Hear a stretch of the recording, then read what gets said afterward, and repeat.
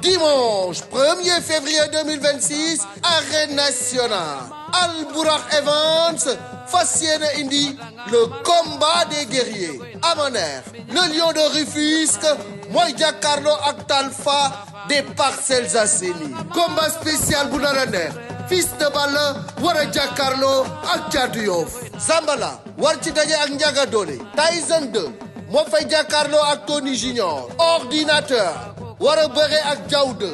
Mbeng Mboor di fa daje ak Big Diop Siteu bu anti moo fay jàkkaarloo ak Maguette Seck Ndiaga Thiam war a jëflante ak Général bu Fass John Kara mooy bëre ak Ñagas Tikri Thiacho war a daje ak Boucher numéro 2 ci wàllu sponsor Albourakh Events mi ngi ànd ak 1xBet Distingo Port autonome de Dakar Serico Delia Teflecha Jador ak dibiteri Uba journée boobu nag retransmission par pay-per-view lay doon ci seen affiche.com code bokk yi Albourakh Events numéro 1 de l'arène ñëwatina avec un retour tonitruant. Makan dafa mel ni gis ngeen réunion bi ñu fi tëral léegi ni wàllum gouverneur ak yooyu noonu dafa mel ni léegi nekk promoteur wala boog organiser ay combat mi ngi gën a metti ci promoteur yi. Non, man je ne dirais pas que mi ngi gën a metti parce que vraiment ce sont des décisions yoo xamante ni ay kilifa ñoo ko jël et c'est pour le bien-être de notre population waxtaan nañu xam nga li gënoon metti mooy ñu jékki-jékki rek comme la dernière fois ñu arrêté làmb ji. xam nga ñu lor ay discipline yu bëri ça n'a pas été fait donc la décision là ça a été sage ñu ciy remercier le ministère de l'Intérieur ñu ciy remercier monsieur le gouverneur remercier ci préfet yi tous les acteurs nga xam ni que ñëw nañ waxtaan bu am solo et puis des décisions ont été prises c'est pas pour sanctionner le monde de la lutte ou c'est pas pour sanctionner les promoteurs ce sont des décisions yoo xamante ni ce sont des décisions sages noonu laa ko mën a tuddee donc comme làmb dafa nekkoon ci tànk yàqu léegi nag balaa muy yàqu ñu toog ñu waxtaanee nañ ko am na ay lu mu jot a wax bind ngeen ko di ngeen ko xam naa commencé tasaare dès aujourd'hui ñu sensibiliser nit ñi parce que tam làmb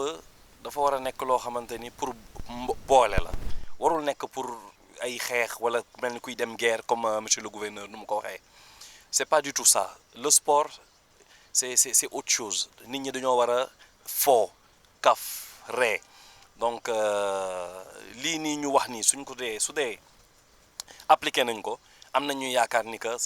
simol yi ñuy wax ak agression yi ñuy wax ak lu ci bëri dina ci am dina changer waa police ak gendarmerie ñoom tam dinañ jël seen matuwaay ba ci impliqué nañ ci vidéo yi di jàll am na ñoo xamante ni léegi Sénégal moom kenn mënatul rëcc ku fi def jëf bu ñu ñaaw moom xamal ni que am na ku lay filmer te suñ la filmer ñu ngi koy dugal ci réseaux sociaux yi te suñ ko dugalee ci réseaux sociaux yi dineen xam fu ñu lay jëlee ji dineen xam fu ñu lay fekk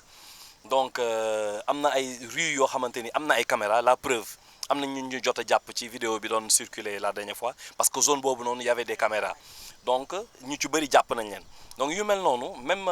les citoyens yi nekk ci biir koñ yi nañuy dénoncer bu ñu ragal façon suñu dénoncer police du police moo naan kii moo ma ko wax police dina def liggéeyam te kenn du xam kan moo dénoncer donc nañuy faral di dénoncer avec des preuves palpables yoo xamante ni jaadu na de ce fait police dina mën a def liggéeyam bu baax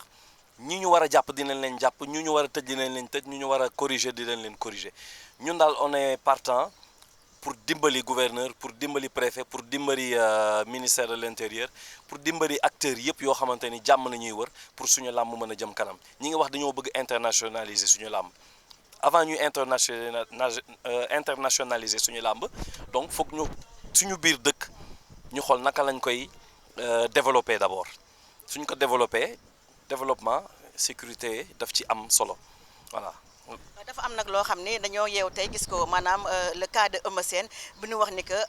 mun na renouveler licence am parce que il est atteint li nga xam ne mooy limite d'âge bi daf ko atteindre yow bi nga jegee information bi noonu quelle a été ta réaction bi nga yeew tey suba gis yenn journaux yi bind ko. non man sama xel dafa dal ci Eumeu Sène ndax Eumeu Sène c'est le lutteur boo xamante ni xale yi sax Eumeu Sène leen ëpp kàttan. donc wàllum âge bi la ñuy wax de du at kattan. wàllum âge Bombardier nekkoon na fi c'était son cas mayaat nañ ko 3 ans mu continuer ça sera la même chose ak Eumeu Sène donc pour man sax loolu du débat parce que nit ñi ñooy génn di ko wax nii bon xaw ma luñ ci jublu nag mais. ñoom nañu ne CNG moo ne Eumeu Sène amul droit. règlement CNG la CNG daf ko ne juste demal uti certificat médical moom mi ngi dem na noonu mi ngi uti certificat médical balaa ngoon mu yóbbu ko CNG jàmm na ñooy. kon nag amuñu ay crainte ne combat bi na am ak du am. combat bi incha allahu rabbi le 19 avril moo ko Ada Fass dina am bu soobee yàlla. incha allah jërëjëf.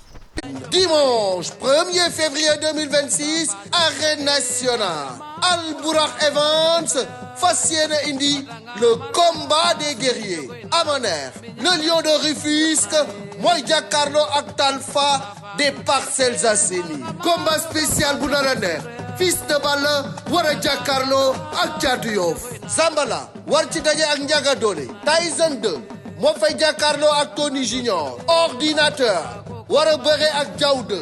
Mbeng Mboor di fa daje ak Big Diop Siteu bu anti moo fay jàkkaarloo ak Maguette Seck Ndiaga Thiam war a jëflante ak Général bu Fass John Kara mooy bëre ak Ñagas Tikri Thiacho war a daje ak Boucher numéro 2 ci wàllu sponsor Albourakh Events mi ngi ànd ak 1xBet Distingo Port autonome de Dakar Serico Delia Teflecha Jador ak dibiteri Uba journée boobu nag retransmission par pay-per-view lay doon ci seen affiche.com code bokk yi Albourakh Events numéro 1 de l'arène ñëwati na avec un retour tonitruant.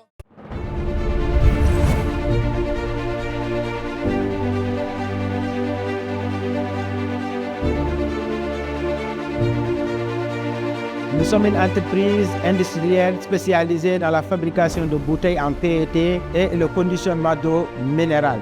Nous sommes implantés à Sindia, à proximité de la réserve de Bandia, sur la RN1, et nous disposons d'équipements modernes répondant aux exigences qualité et sécurité.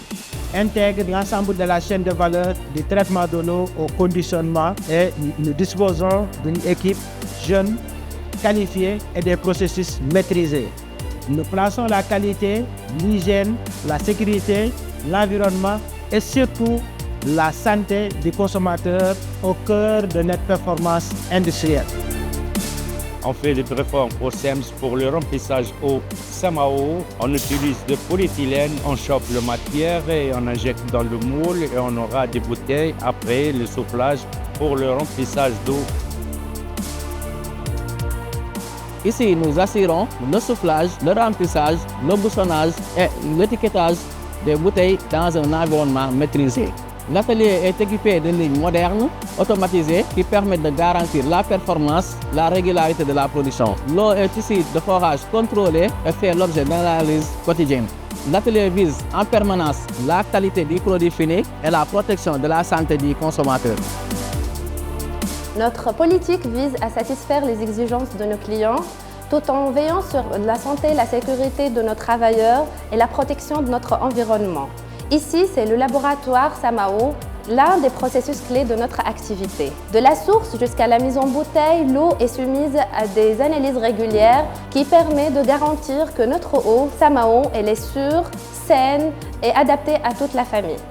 L'eau, c'est la vie. Chaque goutte que nous buvons nourrit notre corps, préserve notre santé et celle de nos familles. Au laboratoire SAMAO, notre conviction est de garantir une eau de qualité saine. Derrière chaque test, il y a une promesse, garantir le bien-être et la santé de nos consommateurs. Et cette responsabilité, nous la prenons avec une grande fierté.